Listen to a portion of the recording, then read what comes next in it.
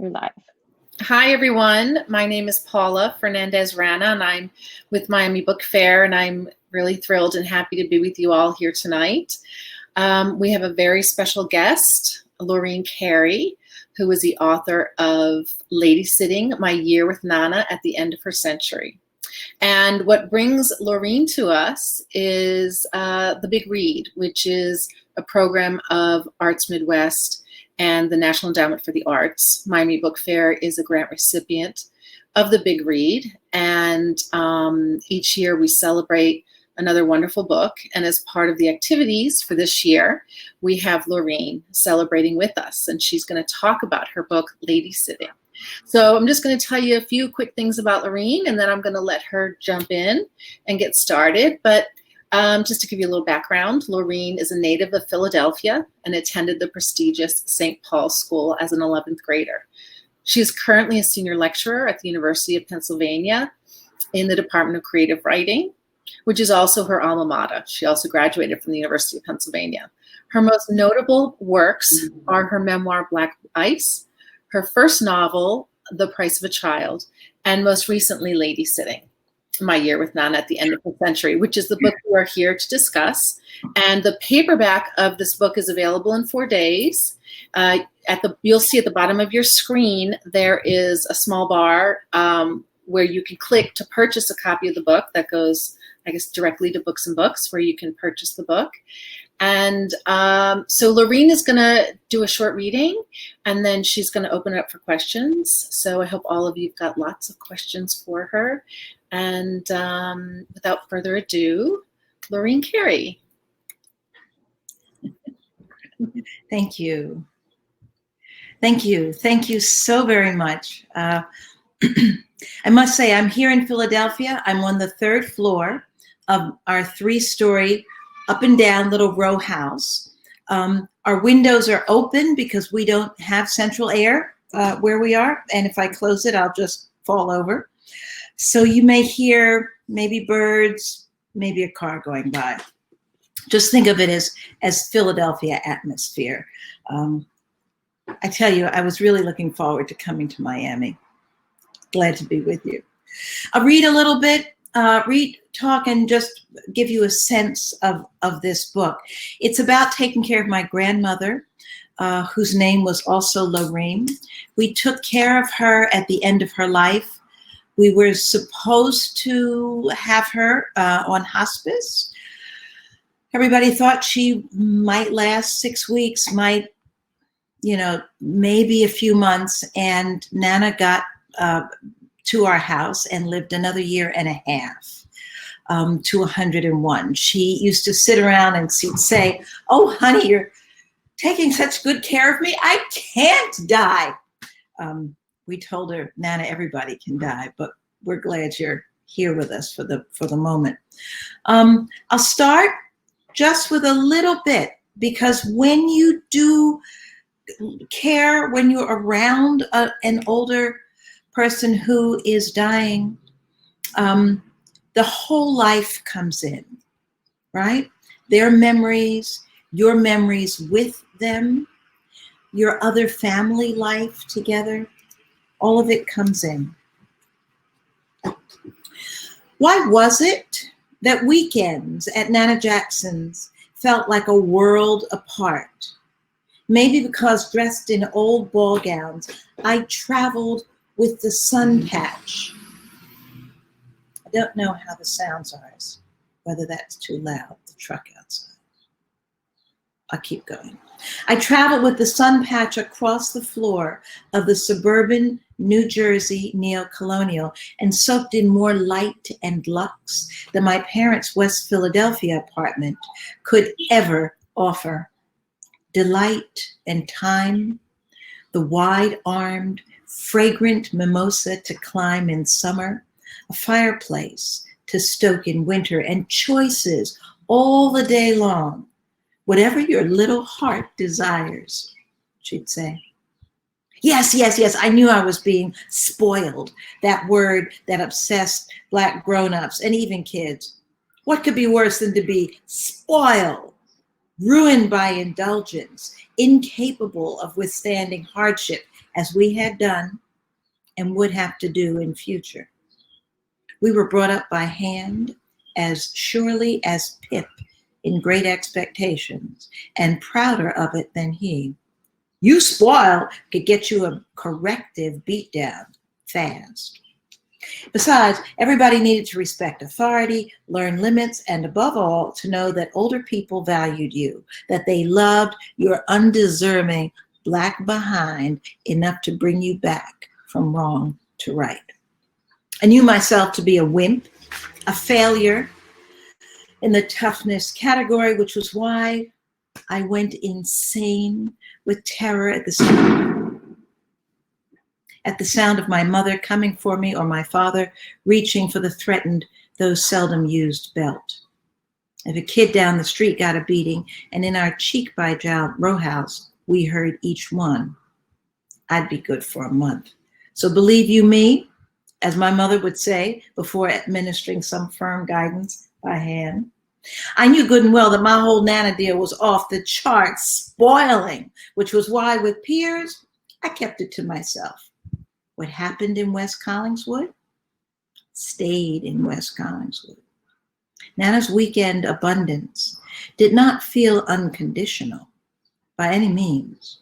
Our contract was that I would occupy myself while she got things done, and then she'd spoil me. But the time alone felt more like Sabbath, as if God visited me occasionally in those sun patches and let me curl up to its presence. That's the sort of the place I was as a kid with my grandmother. That's how it felt. That's the deliciousness of it. I'd like to tell you that what happened was Nana went in for an infection. She had a very hard time kicking it. Her immune system was really down, and the hospital simply would not, the social workers would not release her to move back into her 2-story house where she lived alone, which we all knew was wrong, but she insisted on living alone. She had actually worked until she was 94 years old and drove herself to work. Not just drove herself to work. One time somebody came and went through a stop sign, and my grandmother followed them so that she could see the driver's license and then repeat it to herself until she got home so she could call the police and tell them that they ran this particular stop sign. That was when she finally let us buy her a cell phone. Remember those cell phones that were so big, they looked like Get Smart? We got her one of those. She hated it. She lived with us. She did that year. The first year worked sort of amazingly well. We had some troubles, and I found out that she had the Medicare for hospitals, so we could get the hospice care, but she did not have Medicare for the doctor. What had happened? Why couldn't that happen? Well, I didn't know it until she had a terrible case of diarrhea. We couldn't figure out how to get her a doctor, and I went on a search. The search ended up taking me through many, many people. When I was writing this chapter, I called the chapter Sorry But. Everybody was sorry but. I never begrudged Medicare its bureaucracy. My commitment to the federal government's attempts to do right goes deep. I was a kid watching on TV as Southern state legislators refused Black people the rights of citizenship. Who else could we appeal to but the federal government and the Lord? Early on, someone bought me a wrinkly facsimile of the Constitution. I remember loving to read the preamble. Like the Book of Common Prayer, its waves of archaic language washed through the centuries, bringing hope of moral codes that grown-ups failed to live up to, but we're never to stop trying.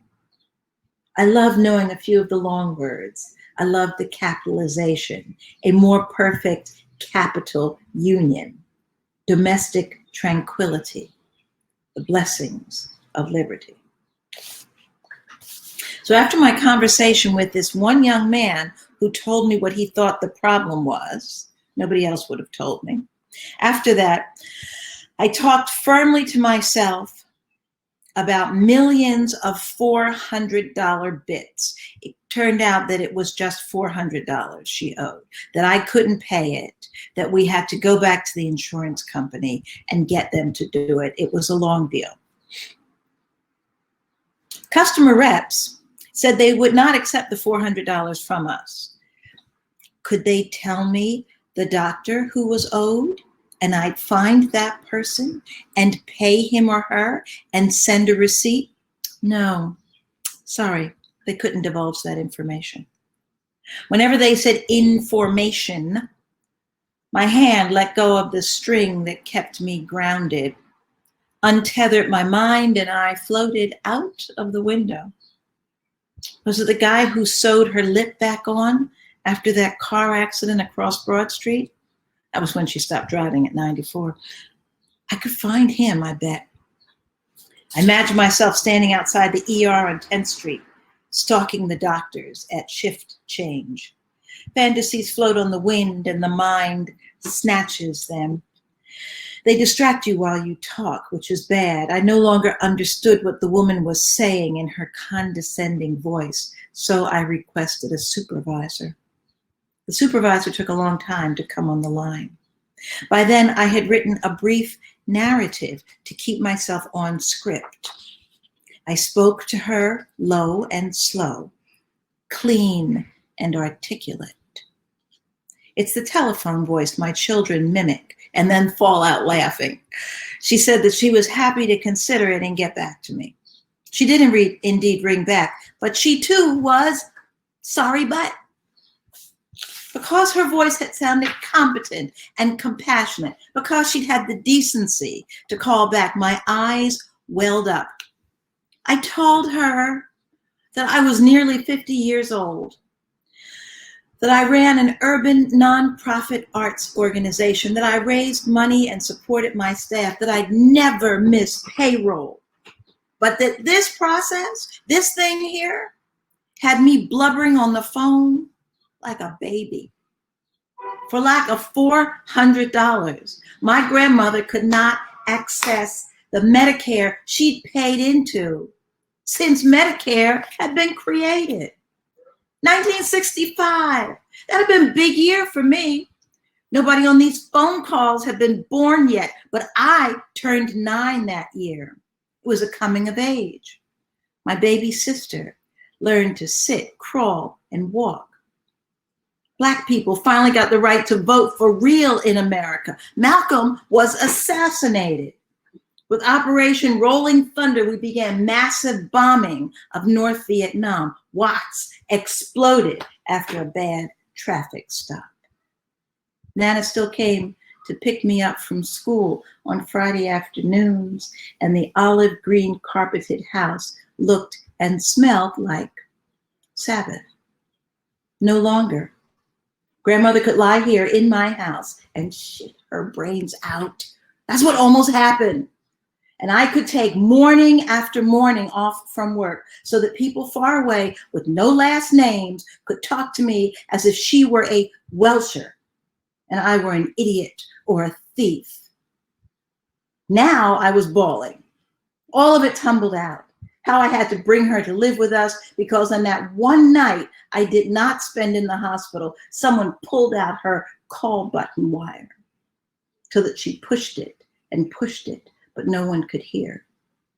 She can be difficult, I said, reminding myself why she could not be housed in an institution.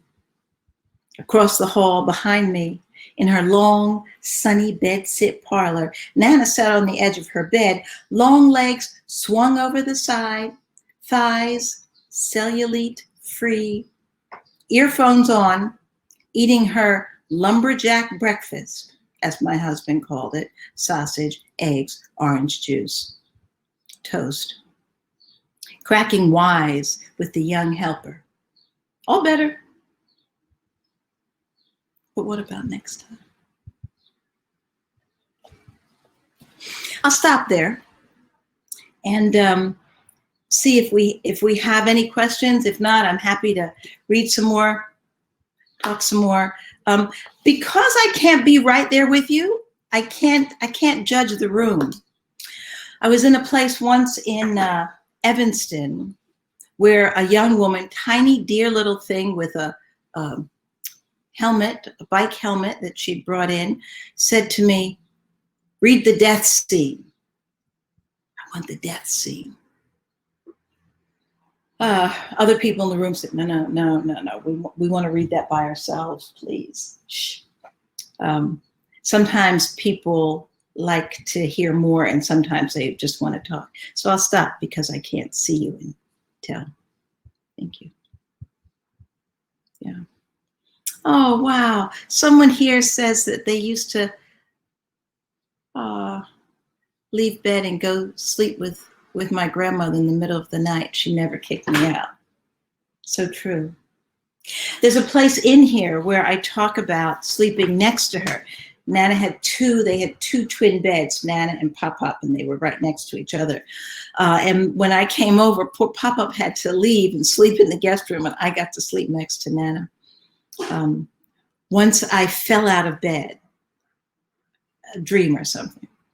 And Nana said that she was dreaming to the sound of the skaters' walls, that she was ice skating. Nana never ice skated. She never did sports. She didn't like that. But she said that when I fell out of bed, in her dream, she plunked onto the ice. It was a moment I never quite knew how to put in the memoir because it didn't quite work. But I did when I wrote just a little 30-minute opera libretto about Nana and us. I put that in at the end, and the composer, Lily Ugai, who teaches actually in Florida near Tampa at the university there, is a wonderful young musician, composer. Lilia took that memory and made it so lyrical that I understood why I couldn't write it, that it had to be musical. So I'll stop here for a moment and ask whether Paola will come back. Hi. You do have a couple of, there are some more comments, but you also have a few questions here. Sure. There is a question from Sarah where she asked, how was it writing your memoir as a book versus a one-act opera? Oh. You know, it's so funny. I went to a wonderful program called it's got a long name. Let's see if I can get it right. American Lyric Theater's American Lyric Theater's Composer Librettist Development Program.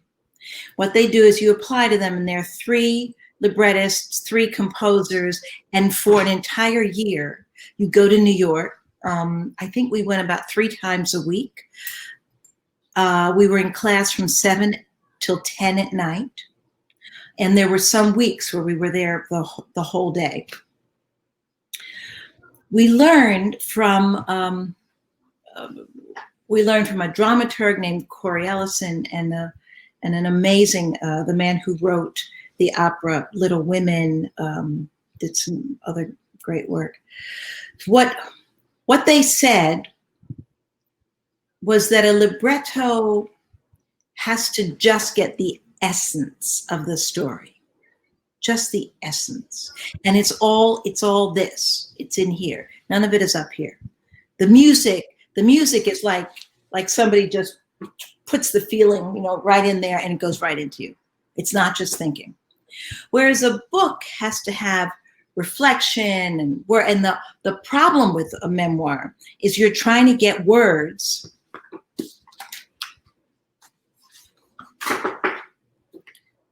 you try to get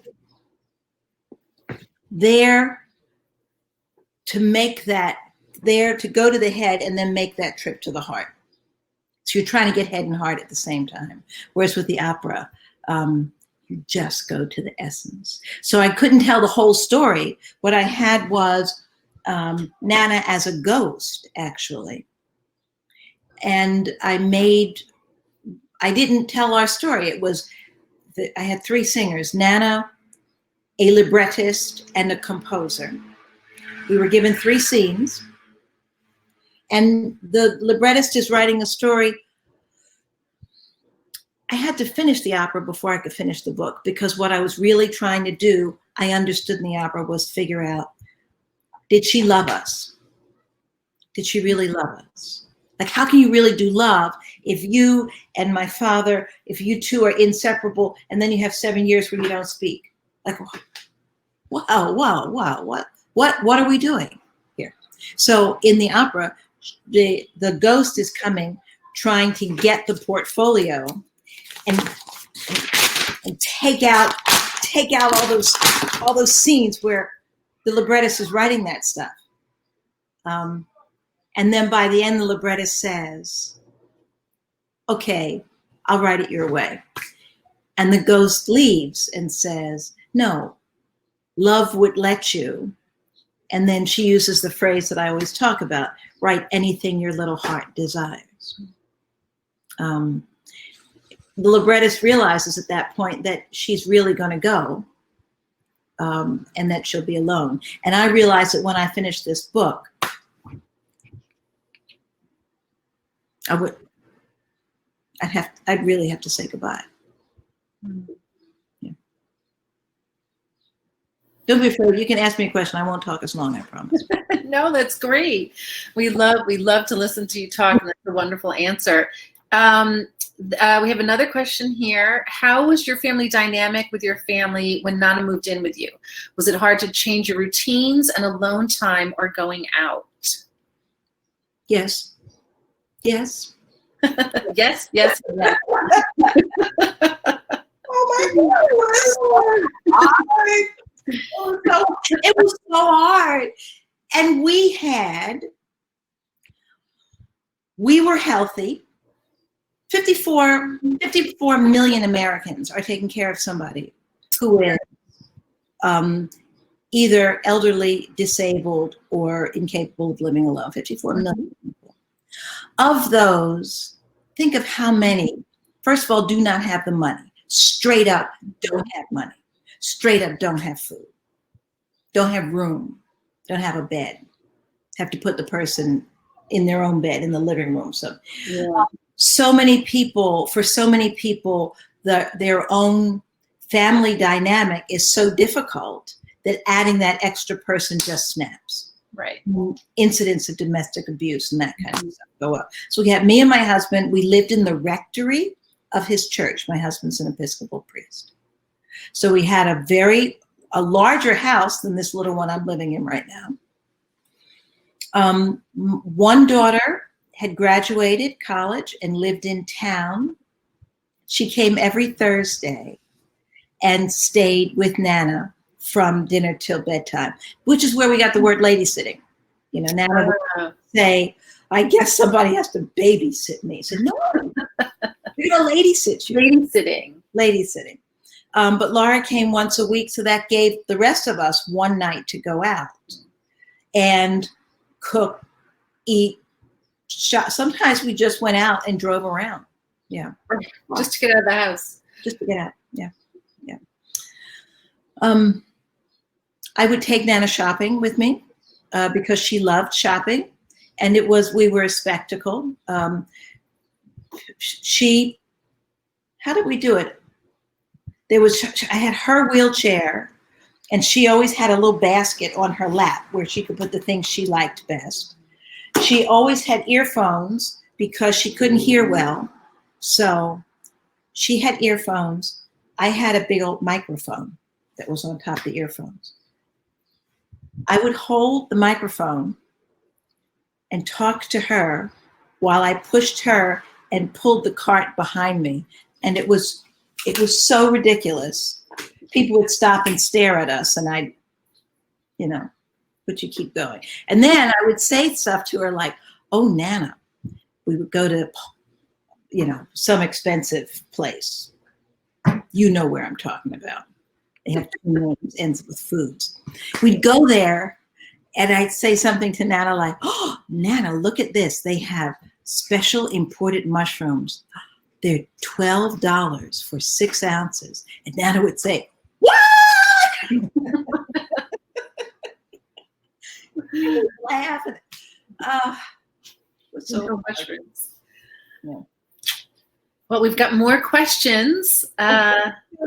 The paperback, so that you can see. Oh, thank you for holding it up. Yes. All right. So that's the paperback. Beautiful cover. It has a beautiful cover. This is different than the hardcover cover, which is also lovely, but this is really quite warm and wonderful. And as I mentioned earlier, the paperback is available in 4 days. So you can whoever wants to order it now, today, you can go ahead and do that.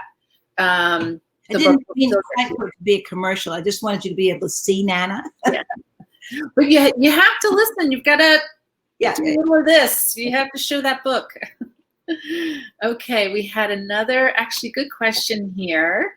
This question is from Lisa Siegel. These weeks have been highly emotional as many in our country find themselves moved to stand up against injustice and racism. Yeah. You just mentioned the assassination of Malcolm X. Yeah. Do you get discouraged finding ourselves so much in the same place? It's a very good question. Oh, yeah. Yeah. Oh, yeah. I tell you, I was glad to do this on Juneteenth because I thought, this is a great way to celebrate. When I was writing this book, it takes me a long time to write a book, and we family have jokes about them. And this one we called Old Black Lives Matter. Oh. That was our family joke for it. Because I wanted to, and I think I do this in fiction and in nonfiction and in magazines. There are a lot of ways to pay attention to Black life. What we're doing now is we are all participating in the snuff film that is American dominance. I've had that in my mind. There's all the time. It is a pornographic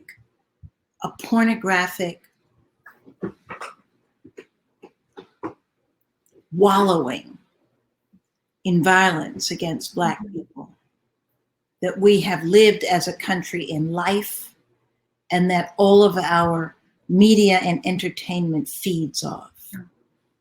So seeing real people. I want to ask you, how many of us have seen a white man die on screen? A real man, not an actor.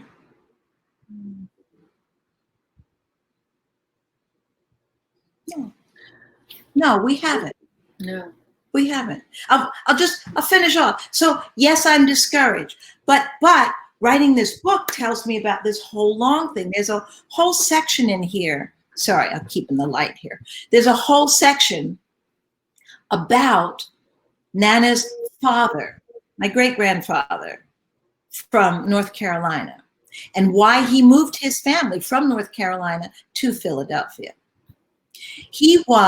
Nana always said, "Oh, honey, you must get your writing from him. He was a wonderful writer." He was the secretary for a Congressman White, who was the last African-American congressman, the last representative in Congress, left in 1902 after North Carolina, like most of the southern states, had succeeded in disenfranchising Black men through the poll tax, Jim Crow, et cetera, et cetera. So I read about that. I learned about the Wilmington, North Carolina, just 100 miles from them. Wilmington, North Carolina, 1898, I believe it was. Coup d'etat, where a legally elected biracial city council was overthrown by a white mob. If not aided by the police, then allowed by the police. The first one to go down was the black newspaper, burned, turned to. They don't even know how many people were killed because Black lives mattered so little that they didn't count them, or they ignored them, etc. So what I know is from doing this book is like, I can't get tired because yes, this was happening to me when I was 8 or 9 or 2 or 3. Yes, my parents did move into a red-lined neighborhood, thinking everything was different, and then the white people moved out 3 years later. Yes, as it got poorer, there were default swaps. It seemed like black people were never poor enough that somebody else couldn't make more money off them on the next deal. Like that kept happening. And it also is true that when you learn how to oppress one people, you've got it to go to oppress the next person. You can put children in cages because you knew how to put children in cages. Right? So, but we can't, there's an old song, we can't get tired. I can't get weary. I can't get weary because I have children. I can't get weary because I have nephews. I got grandchildren. I cannot get weary. Do you think things might be different this time? Do you think? Every time they're different, and every time something new happens. Right. Every time something new happens. So let's see.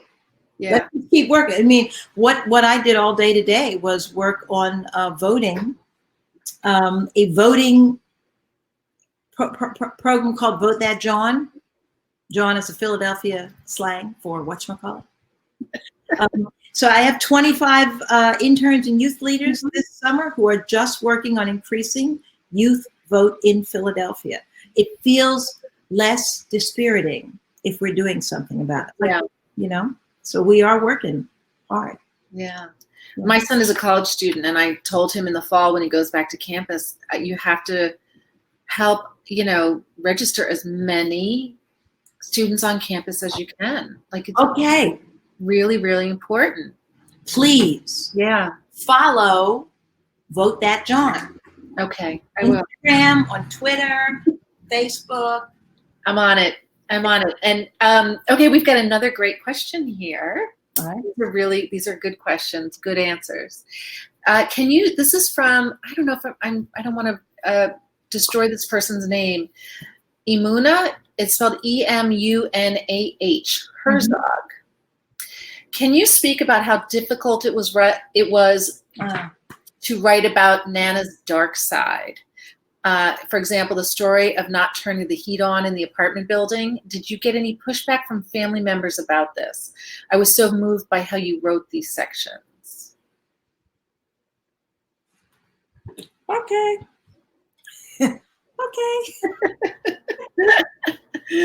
Really hard to write. I'm sure it was. But this is why you write a memoir. If you write a memoir, as opposed to an essay, you can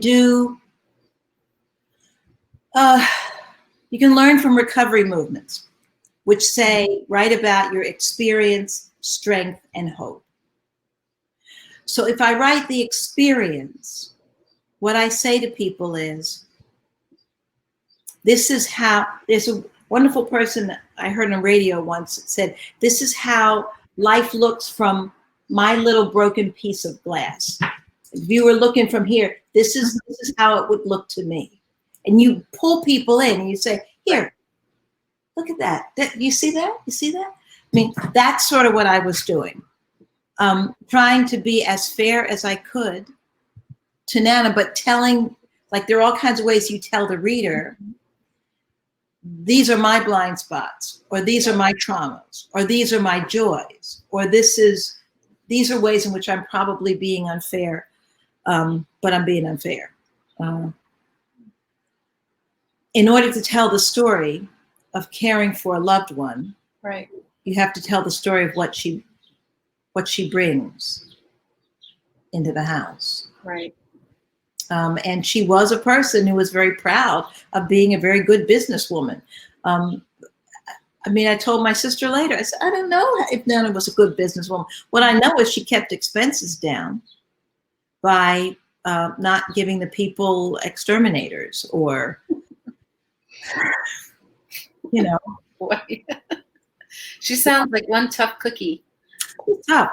It's tough. I went to some people about the whole deal, the business, and I explained it to them, and I said, so she's wanting me to help her, and I am, but I'm liable. I don't agree. Like, I don't.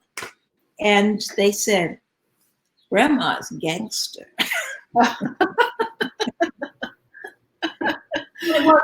It was hard. It was very hard. It was hard. Somebody said to me, I know your grandmother would be very, very happy or very proud. I said, no, right. she wouldn't. No, she wouldn't. I do sort of feel like it's okay with her now. I think so. Because I think one of her, one of the things she did not know that I told her I thought I knew was that we don't want to know each other. We don't want the facade. We're human beings and we want the whole person. Right. She would tell me I was naive. Can you talk about what it was like to go to St. Paul's, to go to school there, and then teach there afterwards? And the same thing, you went to University of Pennsylvania and then became a professor there afterwards. I know, it sounds like I have like no imagination. No, but we know you do. We know you do. I'll save it for my book. But I think I wonder about that. What did that feel like?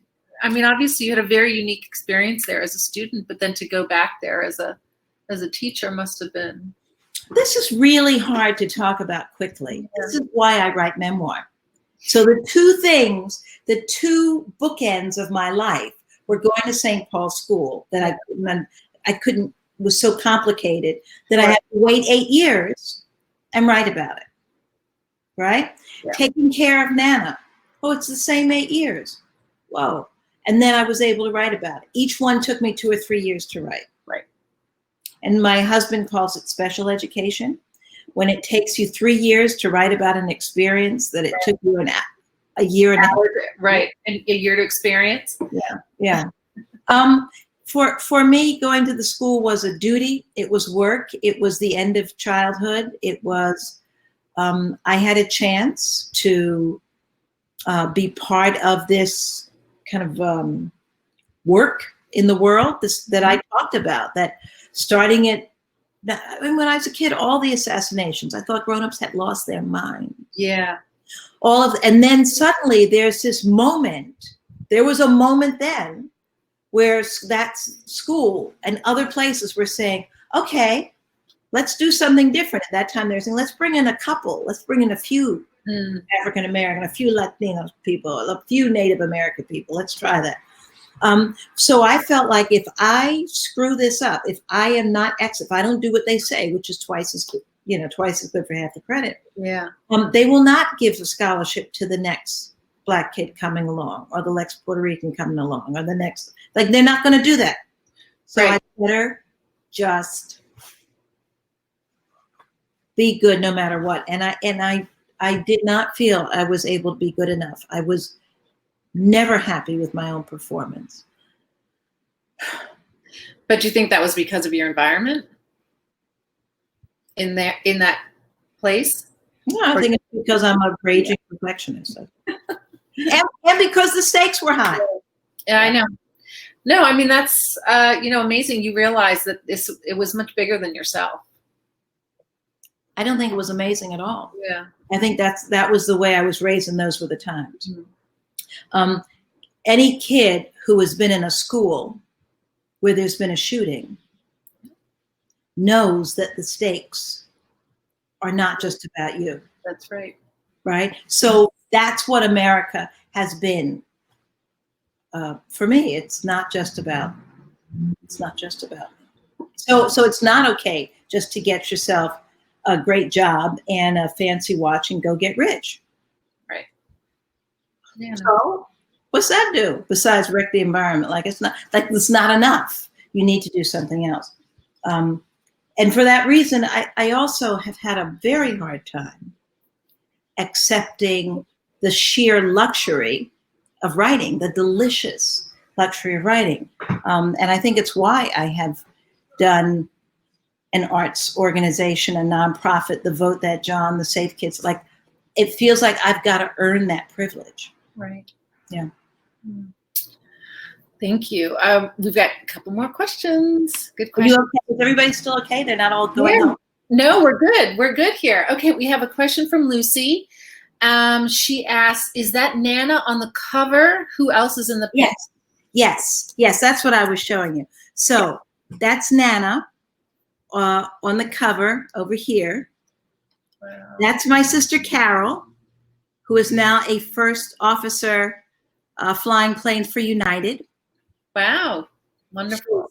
Such a hard butt. And that's me. And that's you. That looks like you. I can see you. That's a great photograph. That's beautiful. All right. We've got more questions. Oh, this is from David T. From David Topple. Loving, he says, loving Vote That John, register to vote. I may be among the few who met Nana. Elegant, refined. I recall her posture, smile, and how gracious she was when we met. Thank you for this exceptional experience and letting us know her. Does Nana still visit your dreams? David. Yeah, That's she nice. does. She does. In fact, the book started out with Nana in her wheelchair saying, "Get me back into my house," banging on the me saying, "No, Nana, you have to stay there." It's very difficult because I have a very elderly aunt who's very feisty, very fiery.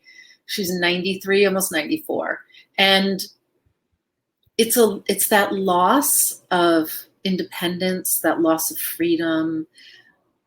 You know that you're not going to get it back, and they're fighting. Fighting that good fight to not let go. And I remember when we had to take the car away from her. It was tough. And we're all going to be there someday ourselves. I think so. Nana now, yeah, I do. Nana sometimes. I have I have 2 grandchildren in Texas, and 2 in Vermont. Texas grandchildren are older and are the children of my stepson, so they didn't know Nana. Mm-hmm. These young ones didn't know Nana either, except they're fascinated by the photos. And in fact, Micah this morning was talking about wanting to know her ancestors and wanting to know Nana. It feels to me as if I'm now able to enter into my own relationship with grandmotherhood and Nana, with the gentler side, the childhood part of it. So sometimes I will feel her in a dream. I don't see her, but I'll feel her. I use the same products that she does, and my sheets smell like hers. I don't always notice, except when I came up into this room tonight, because I had just, put the fresh linen on. Yeah. I smelled it, and it was like Nana. Sure. My nephews call me Lorene. They take out the T, which is what all of our cousins called her. So it's gentling. It's like I was able to let go of my anger in writing it. Right. So she's somehow able to come into, yeah. Thanks, David. Well, we have like 5 more questions. Another one just popped up, and a comment. I don't know if you can see these, Lorene. This is from Lynn Streeb. It's not a question. She says, "Hi, neighbor. I'm writing from Center City, Philadelphia. What a treat to be able to listen to this. We took care of my husband's mother for 4 months while she was in in-home hospice with cancer. It was a wonderful and difficult experience, not only for us, but also for our college-age children. Yeah. Anytime children see that we care for older people, this is really important. And at 80, I'm 1, we give them a gift. You gave your children a gift, and your book is a gift. Thank you." That's wonderful. Very, very nice. Thank really you. Beautiful comment. Thank you, Lynn. I agree with that. Okay, here's another question for you. Now that you have children and grandchildren of your own, do you think differently about them caring for you in the future? From Francie. I've thought of this. I don't know how well my kids would take care of me. I don't know. We'll see. We'll see. I think I'd probably do better than my grandmother in institutional living. I like people more than she did. Yeah. Which makes it a little easier. That helps. We'll see. Okay, and then but I have told my kids. I've said, I don't care how I look.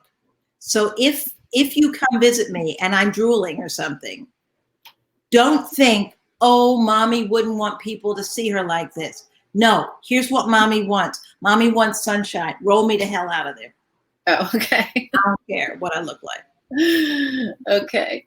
This is from Sonia. Which authors have influenced your writing craft? Are there traditional values and or customs that you've explored in Ladysitting? Lots and lots and lots and lots of writers. It's always that list. The Bible, Baldwin. I studied Baldwin. I diagrammed Baldwin's sentences. Shakespeare, Milton, Anne Petrie, The Street. Amazing. Lots of poetry when I was younger. Oh, I'm going to forget somebody, and then I'm going to be mad when so lots of influences. Go ahead. There's a lot of sewing and embroidery in the book, and particularly sewing of dolls. My grandmother always talked about going out in North Carolina, being sent out as a young age to get cotton for a doll her mother was making her. And of course, as I got older, I realized that was a false memory, because nobody's going to send a 4-year-old outside to pick cotton. The bowls, and they've got it, but that was the way she remembered. And right. She and I sewed my first sewn doll, and then I would sew dolls for my sister and my cousin. Wow. Yeah. Wow. Okay, now we have a question from Sarah. What was it like to narrate your own audiobook? Oh, it's terrible. You see everything that's wrong. You look at it, too long. Too late. But it also, it caught me. I thought I was all finished with it. And when I read about her dying, it really caught me off guard that I was still so moved to remember it. Yeah. Here's one. What are you reading while in quarantine? Well, you'd want to know that, huh? Reading. I haven't been reading long things because I was trying to learn how to do remote teaching, how to make that work, and also to get the Vote That John going. So I have not allowed myself long reads or long writes during quarantine. But I have been reading the Meditations of Howard Thurman, which are I need that because Thurman is a Black theologian who's very helpful in understanding grief and rage and not being eaten up by it. He's great. Also, the writing of Thich Nhat Hanh, it's a Buddhist monk. He writes poetry. He's written all kinds of books. So I've been reading them, keep myself going. Sounds good. Sounds good. I think, does anyone have any more questions? We had some really good questions there. What are these comments? I haven't been able to look. Yeah, take a look at the comments. I read some of them to you. Yes, you did. Yeah. If you stop and read them, you look kind of crazy. It's like Nixon, on those morning. Oh, yeah. I hope you enjoyed the audiobook. Got really great. People are writing about that. The audiobook got great reviews from the American Library Association, which is great. So a lot of libraries have it. Or if you want it, I shouldn't talk myself out of a sale, but if you want it, you could ask your library to get it, and then you could borrow it. That's true.